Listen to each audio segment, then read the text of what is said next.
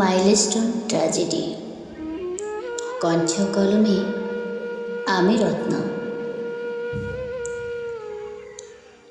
আজ 5 দিন হয়ে গেল তোর কণ্ঠে মা ডাকটি শুনতে পাচ্ছি না। তোর দুষ্টুমি ভরা কান্নার শব্দ শুনতে পাচ্ছি না। তোর সেই রঙিন ড্রেসগুলো এখনো আগের মতোই আছে। তোর স্কুল ব্যাগ, টিফিন বক্স, পানির পট সবগুলো ঠিক আগের মতোই আছে।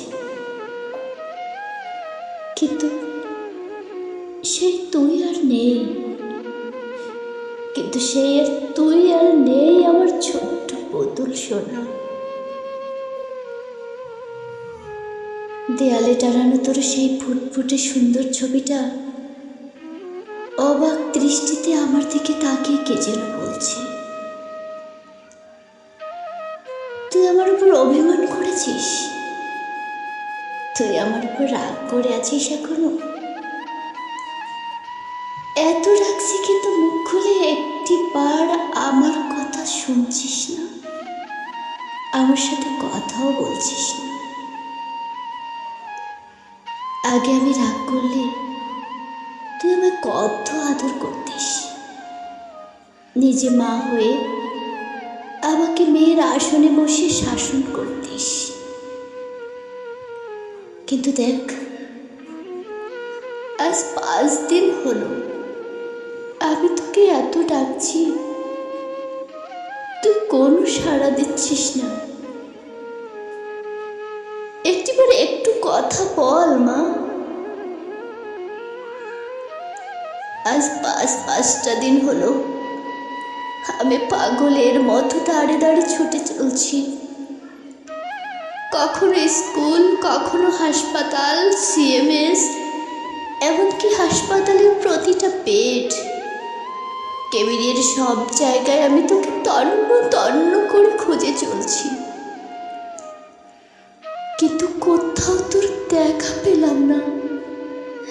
কেউ আমাকে তোর সন্ধান দিতে পারলো না। তুই কি আমার সাথে লুকোচুরি খেলছিস? এই 5টা দিন কিভাবে আমার কাটলো আমি জানি না। খুকি, তুই কি মায়ের ব্যথা একটুকু অনুভব করতে পারছিস না? তারপরেও আমি আশায় আছি তুই আবার আমার বুকে ফিরে আসবি মা। তুই ফিরে এসে আমায় আমার মা বলে ডাকবি। অবশেষে 5 দিন পরে তোর দেখা মিলল। তুই ফিরে এসেছিস, কিন্তু আমি তোকে চিনতে পারছি না। আমি তোকে কোলে নিতে পারছি না, তোর ছোট্ট নরম গালে হাত বুলাতে পারছি না। কোলে ওঠার জন্য অনেক বায়না করতিস, কিন্তু আজ তোর কি হলো? একবার কোলে আয় মা। এটা কি আমার খুকি? ওই ছোট্ট ফুটফুটে কোমল মুখটা একেবারে ঝলসে গেছে। আমি তো মা, কি করে তোর অবয়বটা ভুলে থাকি? এই তো সেই কচি কোমল মুখখানি, যে মুখে আমায় মা বলে ডাকতো, আমায় আদর করত। এই সেই ছোট্ট ছোট্ট চুলগুলো যা সব সময় ঝুঁটি বাঁধা থাকতো। হ্যাঁ, এটাই আমার খুকি। খুকি, আমি তোকে চিনে ফেললাম খুকি। কিন্তু জানিস খুকি, তোর নিথর ঝলসে যাওয়া দেহটা বারবার চিৎকার করে বলছে, মা আমি বাঁচতে চেয়েছিলাম, তুমি আমাকে বাঁচাতে পারোনি। আমি যে ব্যর্থ মা, তোর উপযুক্ত পরিবেশ আমি তোকে দিতে পারিনি। জীবনের অন্তিম মুহূর্তে আমি তোর পাশে থাকতে পারিনি। এমনকি 5টা দিন তোর ব্যথার অংশীদার হতে পারিনি।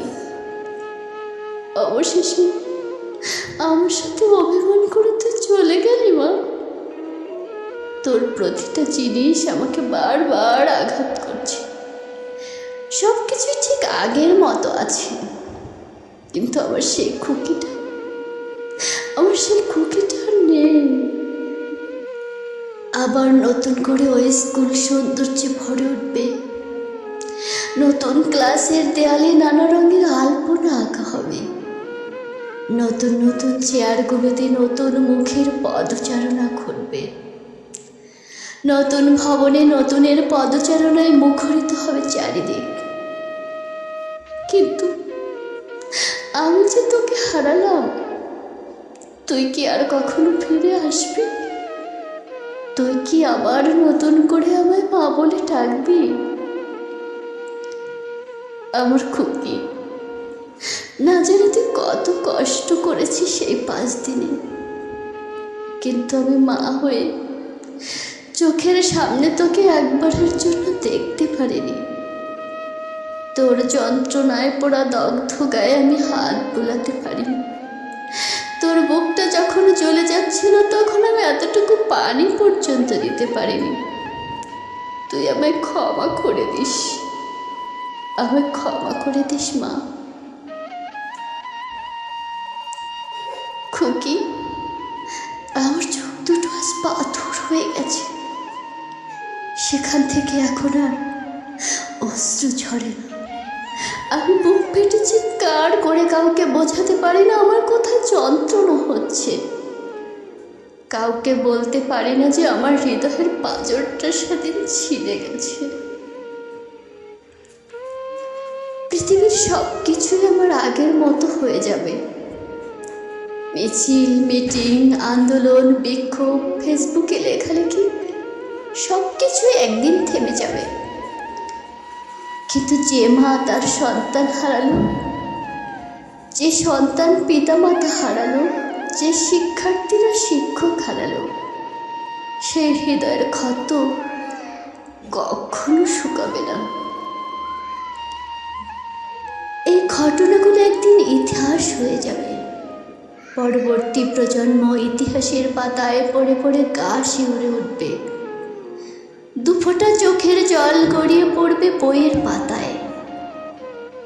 কিন্তু এই দগ্ধ পোড়া শরীরের কিছু যন্ত্রণা, কিছু ক্ষত, আকুতি, বেঁচে থাকার আকাঙ্ক্ষা, এই কষ্টগুলো আমি মা ছাড়া আর কেউ অনুভব করবে না।